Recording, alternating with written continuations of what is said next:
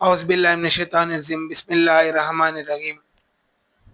సర్వ పొగడ్తలు సృష్టికర్త అయిన అల్లా సుబ్హాన్ తాలాకి, దైవ ప్రవక్త ముహమ్మద్ సల్లల్లాహు అలైహి వసల్లం గారి మీద దరుదు షరీఫ్.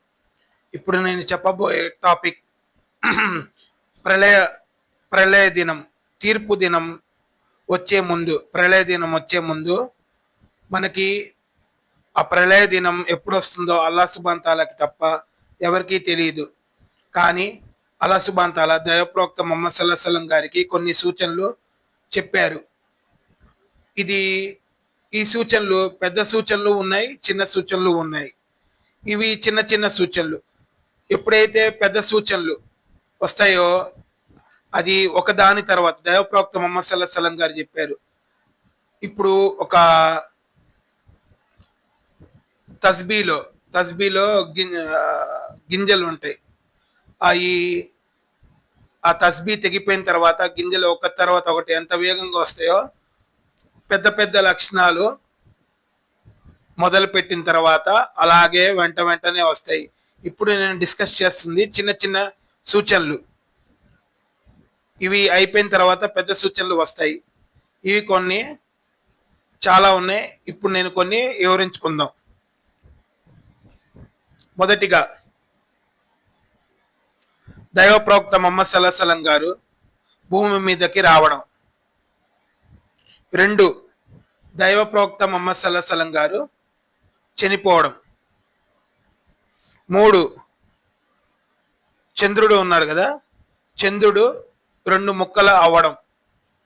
ఇది ఎప్పుడు జరిగిందంటే దైవ ప్రవక్త ముహమ్మద్ సల్లల్లాహు అలైహి వసల్లం గారు ఉన్నప్పుడు ముష్రిక్కులు, నువ్వు అల్లా దైవ ప్రవక్తవి అని చూపించడానికి అల్లా పర్మిషన్తో దైవ ప్రవక్త ముహమ్మద్ సల్లల్లాహు అలైహి వసల్లం గారు చందమామని 2 ముక్కలుగా చేశారు.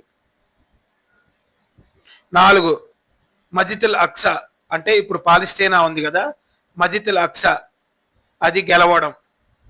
ప్రస్తుతానికి లేదు, కానీ ఇన్షాల్లా మనం గెలుస్తాం, మనకి దక్కిద్ది అది.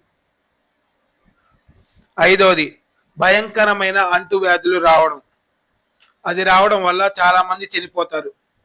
ఒకప్పుడు ఇది శాపము. ఇప్పుడు ఎవరైతే ఈమాన్ అంటే ఒక భగవంతుడు అల్లాని ఆరాధించి దైవప్రవక్త ముహమ్మద్ సల్లల్లాహు అలైహి వసల్లం గారిని ప్రవక్త అని స్వీకరించినప్పుడు అప్పుడు ఈ అంటువ్యాధుల్లో చనిపోతే వాళ్ళు కూడా ఒక షహీద్ కిందకే వస్తారు. 6, ఫితనాలు ఎక్కువ అవడం. ఫితనాలు అంటే ఏంటంటే ఆపదలు. ఇప్పుడు మనం ఈ కాలంలో చూస్తున్నాం, ఎక్కువ ఫితనాలు వస్తున్నాయి, ఎక్కువ చెడు పనులు ఎక్కువ జరుగుతున్నాయి, ఎక్కువ ఆపదలు వస్తున్నాయి. ఇవి ఎక్కువ అయిపోతాయి. దీనికి సంబంధించిన ఒక హదీస్ ఉన్నది. దైవప్రవక్త ముహమ్మద్ సల్లల్లాహు అలైహి వసల్లం గారు చెప్పారు, ఒక కాలం వస్తుంది, ఆ కాలము వెలుతురిని చీకటి ఎలా కమ్ముకుంటుందో ఫితనాలు అలా వస్తాయి. అప్పుడు దైవప్రవక్త ముహమ్మద్ సల్లల్లాహు అలైహి వసల్లం గారు చెప్పారు, అది రాకముందే మనం మంచి పనులు చేసుకొని ఉంచుకోవాలి. 7, కిరణాలు ఆకాశం నుంచి భూమి మీదకి అంటే బంజర్ భూమి దాకా వెళ్తాయి. దీని అర్థము ఏంటంటే మనకి శాటిలైట్స్ ఇప్పుడు కనబడుతున్నాయి కదా, శాటిలైట్స్ అవి మీరు ఎక్కడికైనా వెళ్ళండి, బంజర్ భూమి ఎక్కడైనా నిర్మాషం ప్లేస్లైనా ఇప్పుడు టీవీలు ఫోన్లు వెళ్ళిపోయినాయి శాటిలైట్స్ ద్వారా. 8వది దొంగ ప్రవక్తలు రావడం. దైవప్రవక్త ముహమ్మద్ సల్లల్లాహు అలైహి వసల్లం గారు చెప్పారు, చివరి కాలంలో దొంగ ప్రవక్తలు ఎక్కువ వస్తారు. దీంట్లో 30 మంది అంటే చాలా మంది వస్తారు, 30 మంది ఫేమస్ గా ఉంటారు, వాళ్ళకి ఫాలోవర్స్ ఎక్కువ ఉంటారు. ఆ 30వ వాడు దర్జాల్.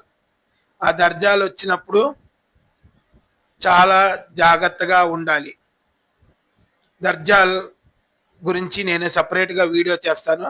క్లుప్తంగా చెప్పాలంటే ఒక నిమిషంలో దర్జాల్ గురించి. దర్జాల్ అనేవాడు ఒక 2 కళ్ళకి ఒక కన్ను పాడైపోయి ఉండిద్ది, ఒక కన్ను దర్జాల్కి పాడైపోయి ఉండిద్ది. ఆయన మనిషే. దర్జాల్ భూమి మీద 40 రోజులు ఉంటాడు. ఆ మొదటి రోజు ఒక సంవత్సరం లాగా ఉంటుంది, రెండో రోజు ఒక నెల లాగా ఉంటుంది, మూడో రోజు ఒక వారం లాగా ఉంటుంది, నాలుగో రోజు మామూలుగా ఉంటుంది, ఇక కంటిన్యూ అవుద్ది, 40 రోజులు ఉంటారు. ఈసా ప్రవక్త గారు, జీసస్ క్రైస్ట్, ఆయన ప్రవక్త, అల్లా ప్రవక్త, ఆయన అల్లా సుబాంతాల ఆయన్ని పంపించి దర్జాల్ని సంహరిస్తారు. అందుకే దొంగ భావాలు, దొంగ ప్రవక్తల్ని నమ్మకూడదు. దైవ ప్రవక్త ముహమ్మద్ సల్లాహం గారే చిట్ట చివరి ప్రవక్త. ఇంకా తర్వాత ఎవరు ఏ ప్రవక్త రారు. ఖురాన్ చిట్ట చివరి గ్రంథం, మానవుల గ్రంథం. 9, ఆదాయం, ధనం పెరగడం. ఇప్పుడు మనం గమనిస్తున్నాం, ఒకప్పుడు అసలు డబ్బులు ఉండేవి కాదు, ఇప్పుడు చాలా మంది దగ్గర చాలా డబ్బులు కనబడుతున్నాయి, చూస్తున్నాయి. ధనం బాగా పెరిగిపోతుంది జనాల దగ్గర.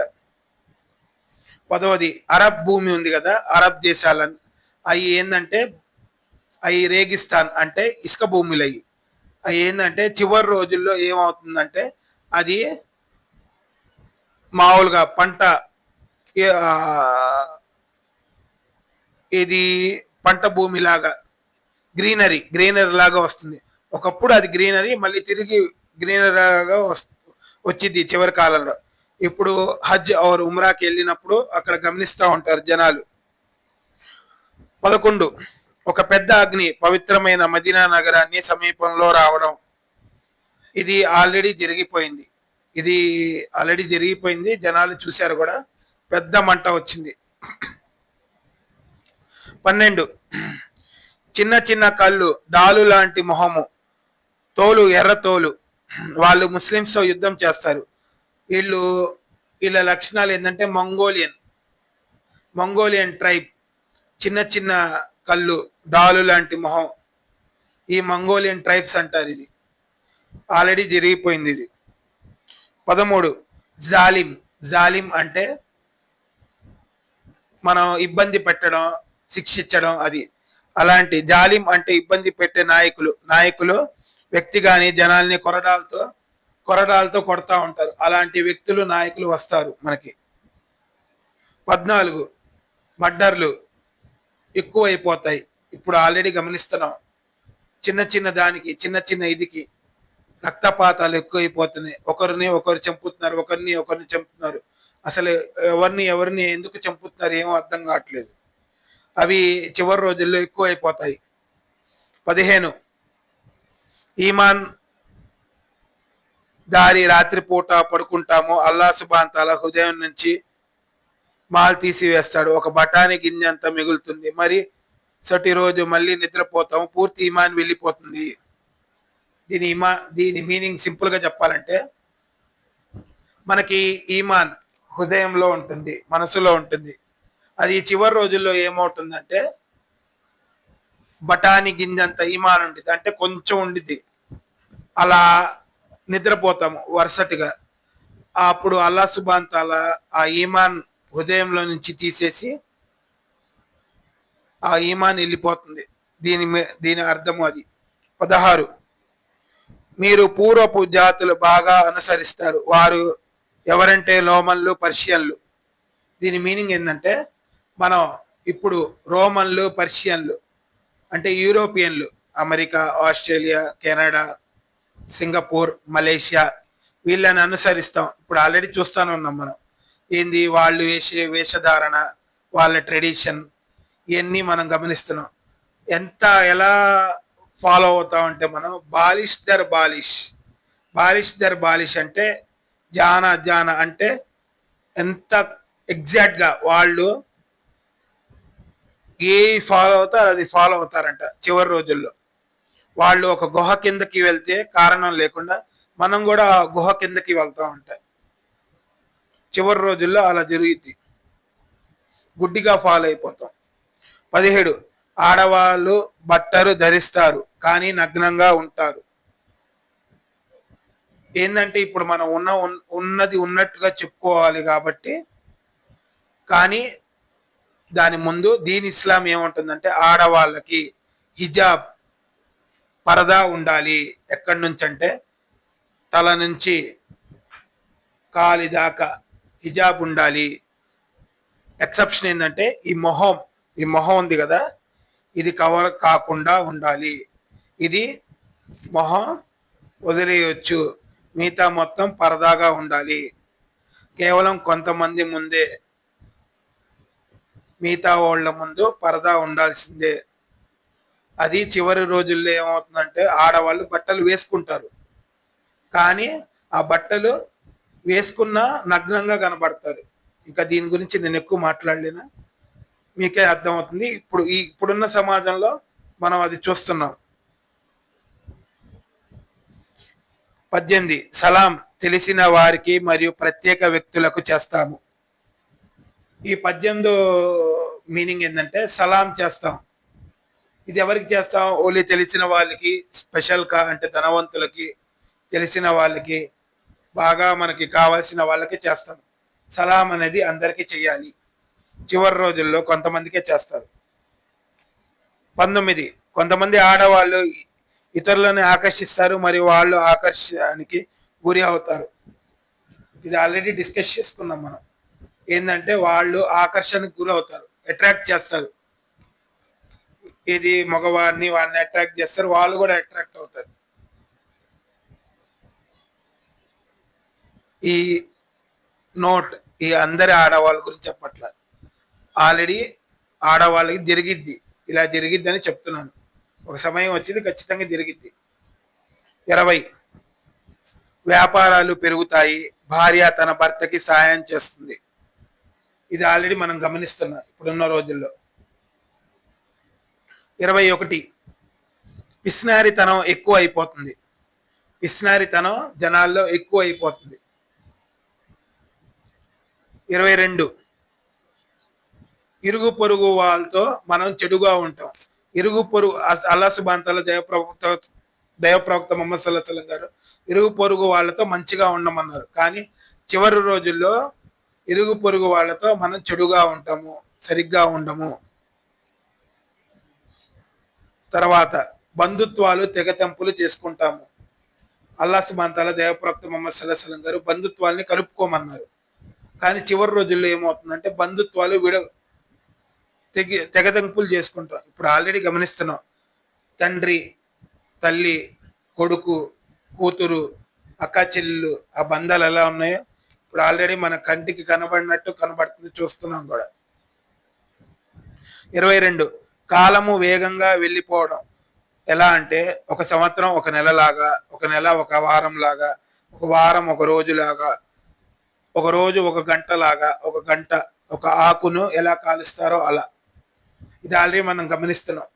మన చిన్నప్పుడు సమయం చాలా ఉండేది.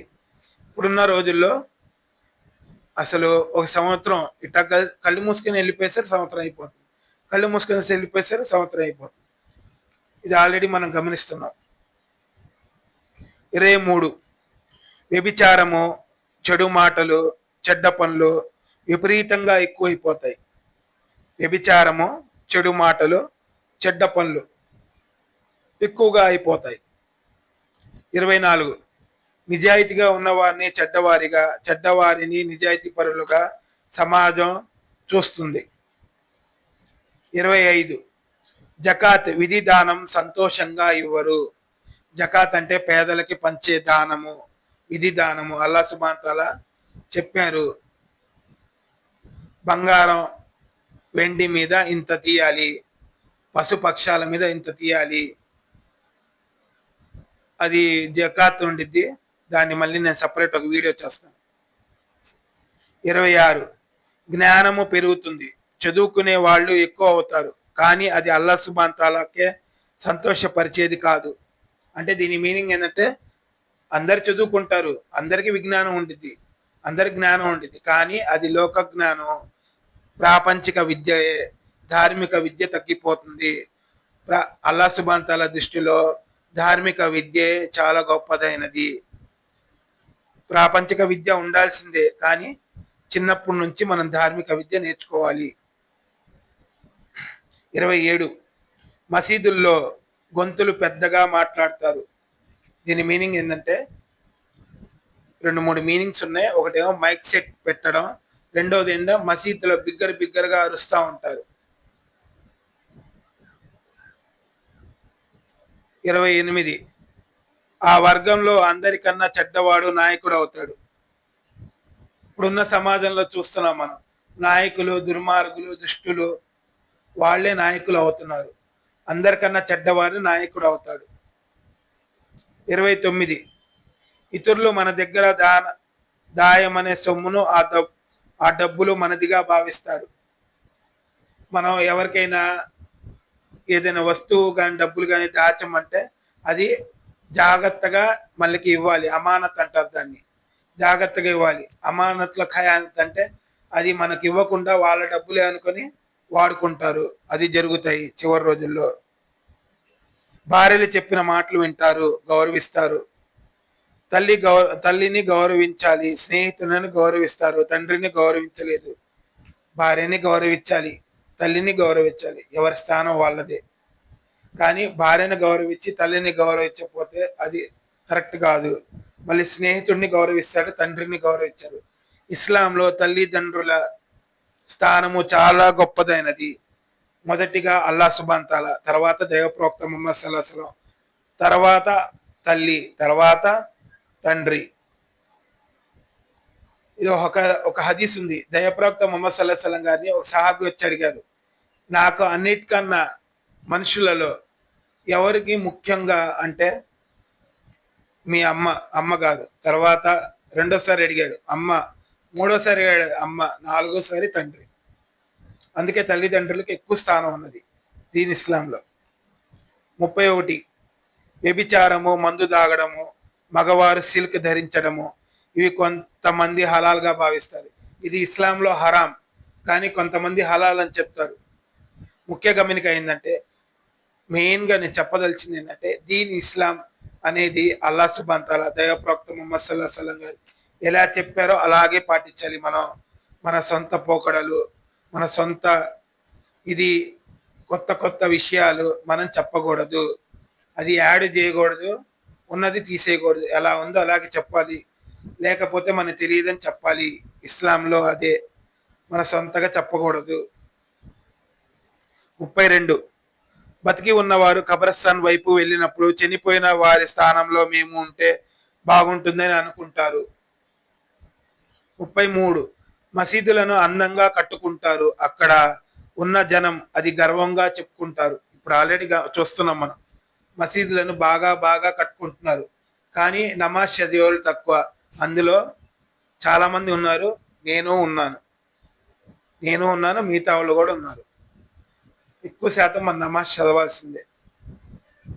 అల్లా నాకు జ్ఞానోదయం ఇవ్వాలి, మిగతా వాళ్ళకు కూడా జ్ఞానోదయం ఇవ్వాలి. 34 మంచిగా ఇళ్లను నిర్మించుకుంటారు, ఇళ్లను బాగా నిర్మించుకుంటారు. 36 పవిత్రమైన ఖురాన్ని బాగా చదువుతారు, హిఫ్స్ బాగా చేస్తారు, బాగా కంఠస్థం చేస్తారు. కానీ ఆ సమయంలో కాఫీర్ అడిగిన ప్రశ్నకి మోమిన్ సమాధానం ఇవ్వలేడు. ఖురాన్ బాగా చదువుతాడు, ఖురాన్ బాగా గుర్తుండిద్ది, కానీ ఎవరైనా అడిగితే దాని మీనింగ్ చెప్పలేడు. ఇప్పుడు మనం చాలా గమనిస్తున్నాం. ఖురాన్ చదవాలి, అల్లాహ్ దైవ గ్రంథం, అది చదవాలి, దాన్ని అర్థం కూడా చేసుకోవాలి. ఎంత చదువుతామో అంత అర్థం కూడా చేసుకోవాలి. 37 ఆకస్మిక మరణాలు ఎక్కువ అవుతాయి. ఇప్పుడు మనం గమనిస్తున్నాం, ఇవాళ ఉన్న మనిషి రేపు ఉండట్లేదు, రేపు ఉన్న మనిషి ఎల్లుండి ఉండట్లేదు. ఎక్కువగా ఆకస్మిక మరణాలు, గుండెపోట్లు ఎక్కువ వస్తున్నాయి. గుండెపోట్లని కాదు, ఆకస్మిక మరణాలు ఎక్కువ అవుతాయి.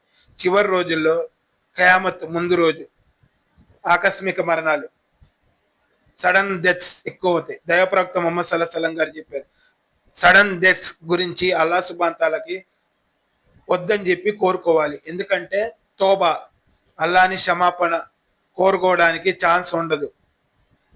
దైవప్రవక్త గారు ప్రార్థించారు ఆకస్మిక మరణాలు రాకూడదని. కానీ ఇప్పుడున్న సమాజంలో నేను నడుస్తా చనిపోవడం, నేను కూర్చొని చనిపోతే బాగుండేది అనుకుంటారు. అది రాకూడదు, అది మంచి చావు కాదు. 39 జనాలు నమాజ్ చదువుదామని అనుకుంటారు, కానీ చదివించడానికి ఇమాం గారు ఎవరో ముందుకి రారు. 40 భూకంపాలు ఎక్కువ అవుతాయి. 41 జనాలు గురించి మరొకరు పట్టించుకోరు. ఇతరులు ఏం చేస్తున్నారో కూడా వారు గమనించరు.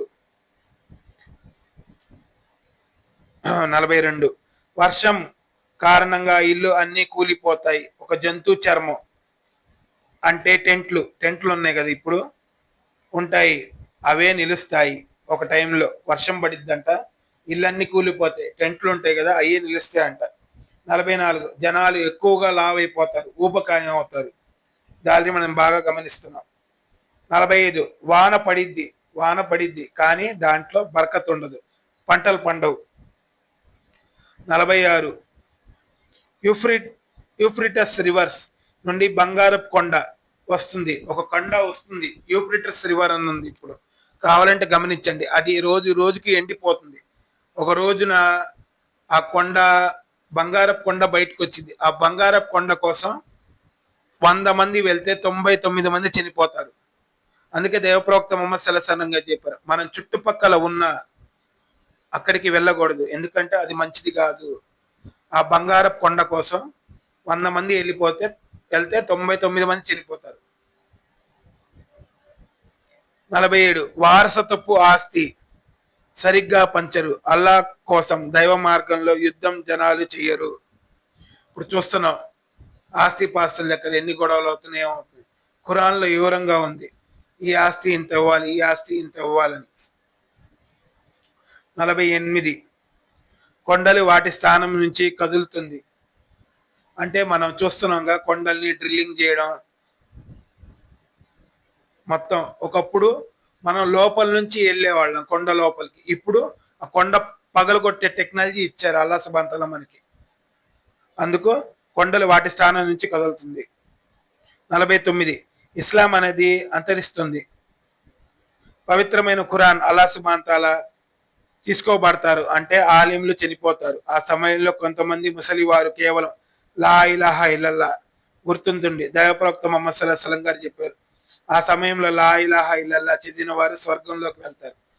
దీని మీనింగ్ సింపుల్ గా చెప్పాలంటే, ఇస్లాం ఇప్పుడున్న పరిస్థితిలో ఇస్లాం అన్నిటికన్నా ఫాస్టెస్ట్ రిలీజియన్, ప్రపంచంలో అన్నిటికన్నా తొందరగా వెళ్తుంది.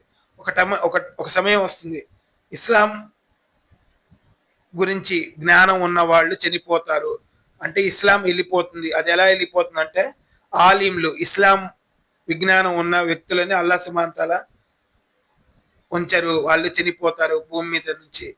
ఒక స్టేజ్ వచ్చింది, ఎలా వచ్చిందంటే బేసిక్ లా ఇలాహా ఇల్లల్లా, మొహమ్మద్ గారు రసూలుల్లా అని చెప్పి కూడా మర్చిపోతారు.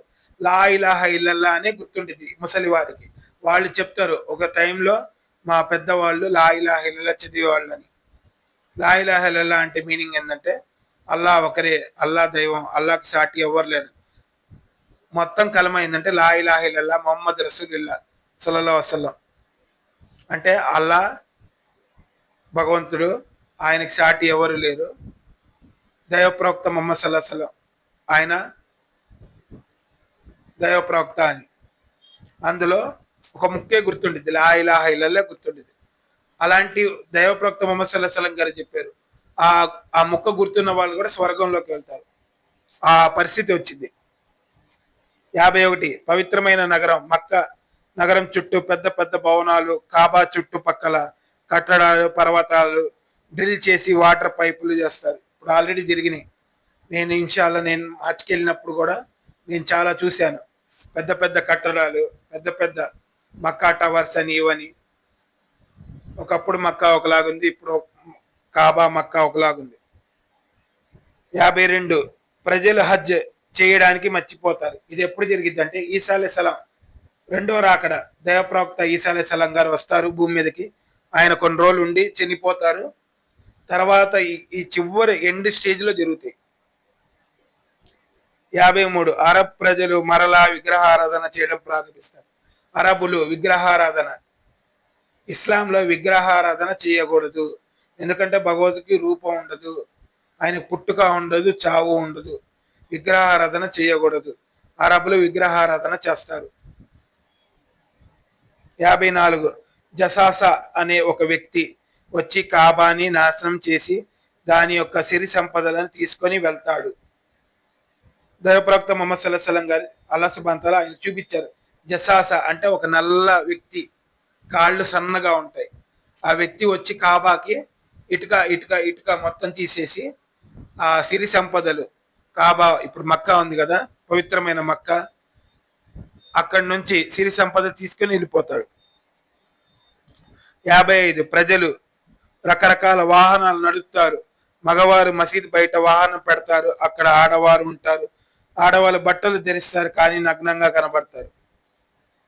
56 మొదటి రోజు చందమామ దాని రూపం కన్నా పెద్దదిగా కనబడుతుంది. ఇప్పుడు కూడా చూస్తున్నాం మనం, చందమామ ఫస్ట్ లో సన్నగా ఉండింది కానీ మొదటి రోజు లావుగా కనబడింది. డౌట్ వచ్చింది అది మొదటి రోజా రెండో రోజా అని.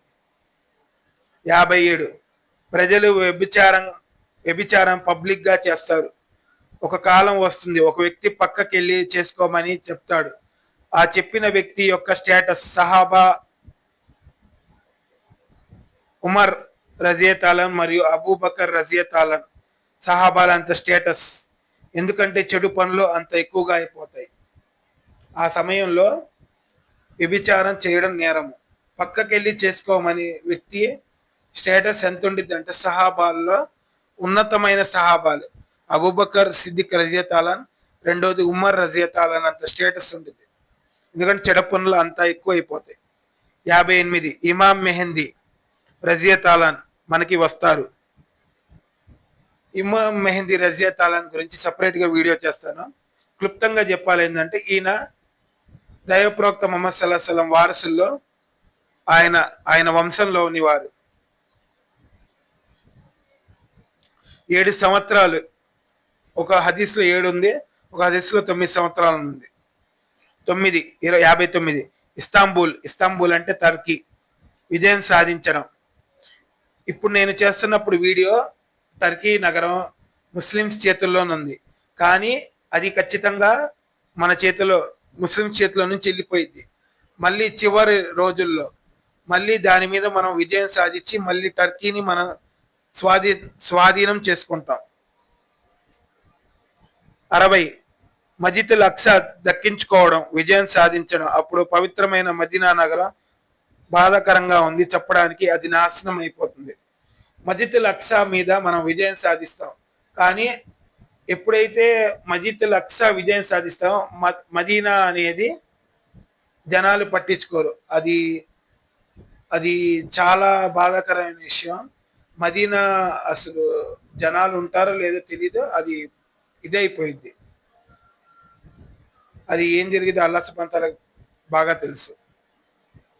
61 పెద్ద యుద్ధం ముస్లింస్లకి క్రిస్టియన్లకి జరుగుతుంది.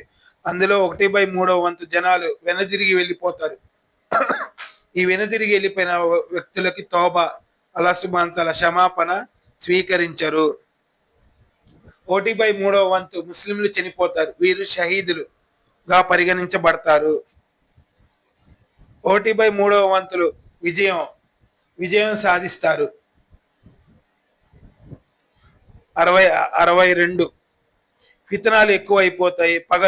విత్తనాలు ఎక్కువైపోతాయి. ఆల్రెడీ మనం డిస్కస్ చేస్తాం ఎలా ఎక్కువైపోతాయి అంటే పగలు ఈమాన్ గా ఉండి రాత్రి కాఫర్ అయిపోతారు. లేకపోతే పగలు కాఫర్ గా ఉండి రాత్రి ఈమాన్ అయిపోతారు. అంటే ఈమాన్ని కాపాడుకోవడం చాలా కష్టంగా అయిపోతుంది. దైవప్రవక్త ముహమ్మద్ సల్లల్లాహు అలైహి వసల్లం గారు చెప్పారు, ఒక కాలం వస్తుంది. కాలం ఎలా ఉంటుందంటే దీని మీద నడవాలంటే ఒక బొగ్గు ఇది ఉండిద్ది కదా, కాల్చిన అది పట్టుకునే ఎంత కఠినంగా ఉంటుందో అంత కఠినంగా ఉంటుంది. కానీ మనం ఎంత ఇదిగా ఉంటుందో దీని మీద పాటించడం వల్ల అంతే ఇదిగా ఉంటుంది. 63 యుద్ధాలు ఎక్కువైపోతాయి. చివరి రోజుల్లో యుద్ధాలు ఎక్కువైపోతాయి. ఎంత ఎక్కువైపోతాయి అంటే దైవప్రవక్త ముహమ్మద్ సల్లల్లాహు అలైహి వసల్లం గారు చెప్పారు, అల్లాహ్ సుబ్హానహు వ తఆలా ఆయన చూపించారు. ఆ యుద్ధాలు ఎలా అవుతాయి అంటే గుర్రాల మీద వస్తారు. ఆ గుర్రాల పేర్లు దైవప్రవక్త గారికి తెలుసు. ఆ గుర్రాలు నడిపే వ్యక్తులు దైవప్రవక్త గారికి తెలుసు. ఒక్కొక్క జెండా కింద దగ్గర ఎంతో వేల మంది వస్తారు యుద్ధానికి. ఆ యుద్ధం చేసుకునేటప్పుడు ఆకాశంలో పక్షి ఎగురుతూ ఉంటే ఆ యుద్ధానికి ఎగిరి పక్షి కూడా చనిపోయి కింద పడిద్ది. అంత పెద్ద పెద్ద యుద్ధాలు జరుగుతాయి చివర్లో.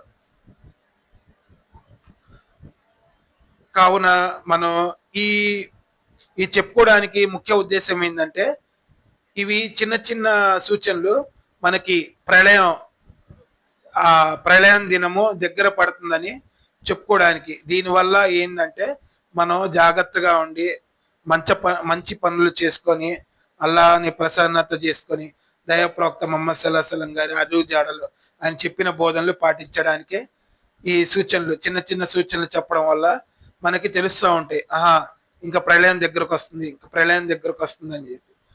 అల్లా సుబాంతాలకి నేను దువా చేస్తున్నాను. ఇస్లాం మీద నేను ఆచరించి నేను జ్ఞానం తెచ్చుకొని ఇతరులకి చెప్పడానికి నేను ఆశిస్తాను. ఒకవేళ నేను ఈ వీడియో చేసేటప్పుడు దీంట్లో ఏదైనా తప్పులు జరిగితే అల్లా సుబ్హానహు తఆలా నన్ను క్షమించుగాక. తోబా, అస్తగ్ఫార్. ధన్యవాదములు.